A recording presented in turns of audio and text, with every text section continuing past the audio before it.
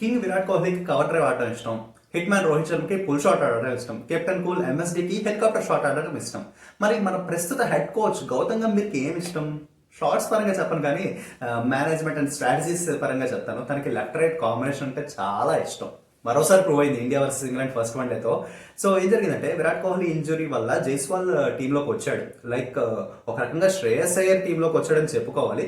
But అది పక్కన పెట్టేస్తే ఓపెనింగ్ లో Rohit and Jaiswal left hand combination continue చేశాడు. 1 down Gill and 2 down Shreyas Iyer వచ్చారు. న్యాచురల్లీ లెక్క ప్రకారం ఇంతకు ముందు ఆడిన వన్డేల లెక్క చూస్తే ఫిఫ్త్ పొజిషన్ లో థర్డ్ డౌన్ లో కేఎల్ రాహుల్ ఒక రైట్ హ్యాండర్ రావాలి. కానీ అక్షర్ పటేల్ కి ప్రమోషన్ ఇచ్చాడు గౌతమ్ గంభీర్. ఎందుకు? తనకి లెఫ్ట్ రైట్ కాంబినేషన్ అంటే చాలా ఇష్టం అనమాట. సో ఆ లెఫ్ట్ రైట్ కాంబినేషన్ కంటిన్యూ అవ్వాలని అక్షర్ పటేల్ ప్రమోషన్ ఇచ్చాడు. అది వర్క్ అయింది. 50 కొట్టేశాడు. గోయింగ్ ఫార్వర్డ్ కూడా అలాగా మిడిల్ ఆర్డర్ షఫల్ అవుతూ ఉంటుందని నేను అనుకుంటున్నా ఆ లెఫ్ట్ రైట్ కాంబినేషన్ కంటిన్యూ చేయడానికి. ఎందుకంటే జైస్వాల్, అక్షర్ పటేల్ అండ్ జడేజా వీళ్ళే మనకున్న లెఫ్ట్ హ్యాండర్స్. జైస్వాల్ ఫైనల్ 11 లో గోయింగ్ ఫార్వర్డ్ సిటీలో ఉంటాడో లేదో తెలియదు. So Akshar Patel promotion work out అవడం వల్ల చాలా బాగా అనిపించింది.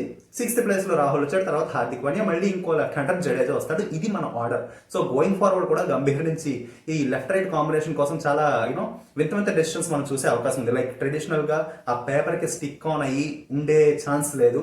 మధ్యలో రిషబ్ పంత్ కూడా ఎప్పుడొకప్పుడు ఈక్వేషన్ లోకి వస్తాడు. లెఫ్ట్ హ్యాండర్ అన్న కారణంగా మిడిల్ ఆర్డర్ లో ఆడతాడు కాబట్టి ఎవరి ప్లేస్ లో అయినా తీసుకురావచ్చేమో.